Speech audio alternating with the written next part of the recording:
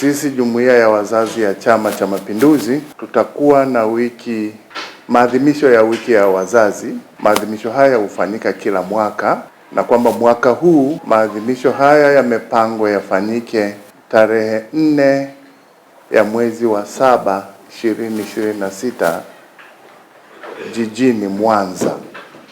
Katika maadhimisho haya tutakuwa na shughuli mbalimbali zinazoangukia kwenye majukumu tulionayo sisi jumuiya ya wazazi.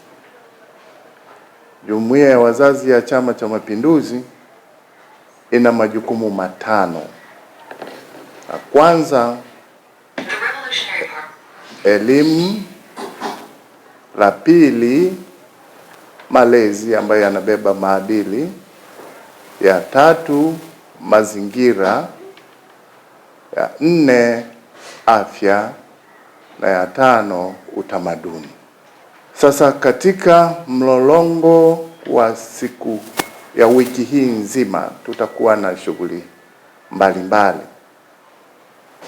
zikiwemo za kijamii, lakini kubwa pia tutakuwa, kabla ya kilele hicho tarehe 4, tutakuwa na kongamano kubwa la kitaifa linalohusiana na malezi, maadili na uzalendo katika nchi yetu. Hizo ndizo shughuli ambazo tutaenda. Miongoni pia mwa hizo tutakuwa na usiku wa utamaduni, kwa sababu tunashughulika na utamaduni.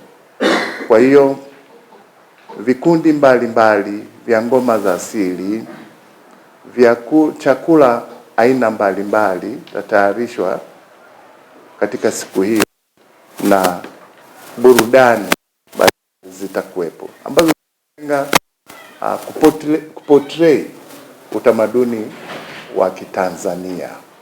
Kwa hiyo shughuli hizi zitafanyika katika sura ya Tanzania nzima tunayojua, bara na visiwani.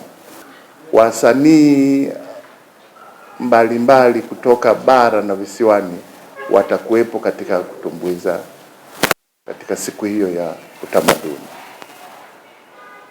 siku hiyo ya usiku wa utamaduni wa Mtanzania.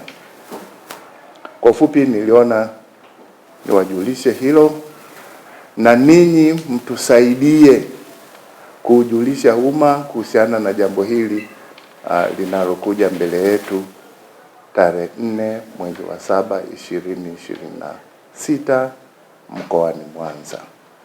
Asanteni kwa kunisikiliza, na kama yako maswali basi karibuni.